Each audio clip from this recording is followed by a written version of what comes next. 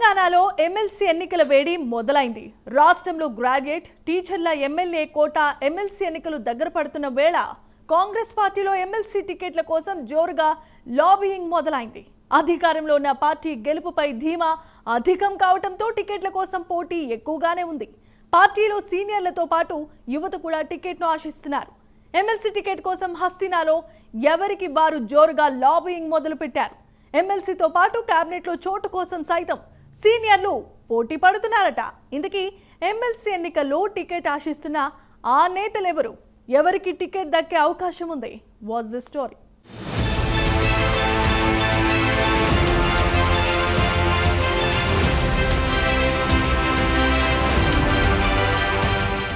తెలంగాణ రాష్ట్రంలో ఎమ్మెల్సీ స్థానాలకు త్వరలోనే ఎన్నికలు జరగనున్నాయి. గ్రాడ్యుయేట్ కోటాలో ఒక ఎమ్మెల్సీ స్థానానికి, టీచర్స్ కోటాలో 2 ఎమ్మెల్సీ స్థానాలకు జరగాల్సిన ఎన్నికలకు ఇప్పటికే కేంద్ర ఎన్నికల సంఘం నోటిఫికేషన్ జారీ చేసింది. ఇక 5 ఎమ్మెల్యే కోటా ఎమ్మెల్సీ ఎన్నికలకు త్వరలోనే ఎన్నికల నగారా మోగనుంది. దీంతో కాంగ్రెస్లో టికెట్ ఆశించిన అభ్యర్థులు నామినేషన్లు వేయడానికి లాబియింగ్ మొదలుపెట్టారు. అయితే కాంగ్రెస్ పార్టీలో ఎమ్మెల్సీ టికెట్ల కోసం పోటీ అధికంగా ఉన్నట్లు తెలుస్తోంది. పార్టీ అధికారంలో ఉండడంతో గెలుపు మనదే అన్న ధీమాతో నేతలు ఉన్నారు. ఎమ్మెల్సీ ఎన్నికల్లో హస్తం పార్టీ గెలుపు ఖాయమంటున్నారు నేతలు. గెలుపుతో తమకు మంచి భవిష్యత్తు ఉంటుందని, అందుకే ఎలాగైనా టికెట్ తెచ్చుకోవాలని తమ వంతు ప్రయత్నాలు చేస్తున్నారట.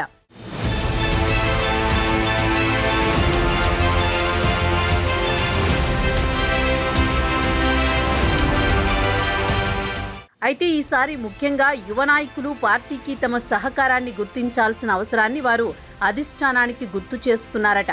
ఎమ్మెల్సీ నామినేషన్లు కోరుతున్న ప్రముఖ యువ నాయకుల్లో టీపీసీసీ మీడియా మరియు communications committee chairman Sama Rammohan Reddy, TPCC కార్యదర్శి Charan Kaushik Yadav, TPCC vice president CM సన్నిహితుడు ఫహీం ఖురేషీ మరియు గ్రాడ్యుయేట్ కోటాలో Amigos academy chairman Musku Ramana Reddy రేసులో ముందున్నారు. కొత్త తరానికి అవకాశాలు కల్పిస్తే పాత పార్టీకి మరింత పునర్జీవం కలిగించినట్టు అవుతుందని పార్టీలో కొందరు అభిప్రాయం వ్యక్తం చేస్తున్నారు.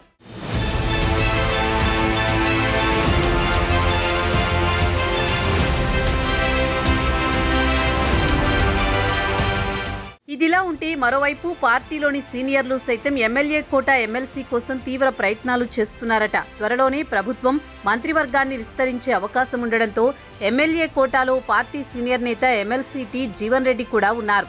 జీవన్ రెడ్డి ఎమ్మెల్యేల కోటా ద్వారా రెండోసారి ఎమ్మెల్సీ కోరుతున్నట్టు సమాచారం.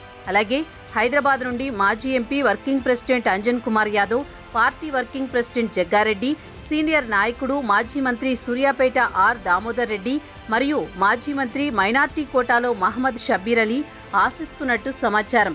వీటితో పాటు ఎప్పటినుంచో అవకాశం కోసం ఎదురు చూస్తున్న ఎమ్మెల్యే టికెట్ ఆశించి భంగపడి పార్టీలో వాయిస్ ఉన్న నేత అద్దంకి దయాకర్, అలాగే ఏఐసీసీ సెక్రటరీలు, మాజీ ఎమ్మెల్యేలు, పార్టీ అధిష్టానం వద్ద మంచి గుర్తింపు ఉన్న సంపత్ కుమార్, వంశీచంద్ రెడ్డిలు, అలాగే గాలి అనిల్ కుమార్ సైతం ఎమ్మెల్సీగా అవకాశం కోరుతున్నట్టు సమాచారం.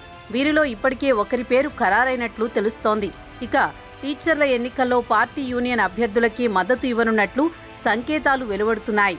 గ్రాడ్యుయేట్ ఎన్నికల్లో ఆల్ఫోర్స్ విద్యాసంస్థల చైర్మన్ వి నరేందర్ రెడ్డి, మాజీ డీఎస్పీ మదనం గంగాధర్, ప్రసన్న హరికృష్ణ, వెలిసాల రాజేందర్ ఆశిస్తున్నారు.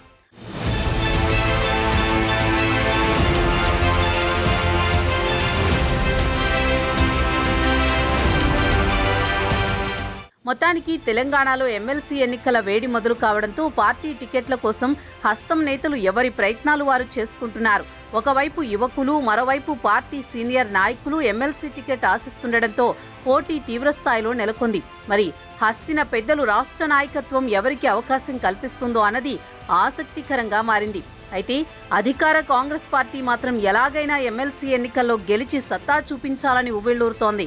ఎమ్మెల్సీ ఎన్నికల్లో గెలిచి రాష్ట్రంలో కాంగ్రెస్ పార్టీ పట్ల ప్రజల్లో ఎటువంటి వ్యతిరేకత లేదని నిరూపించాలని తహతహలాడుతున్నారు.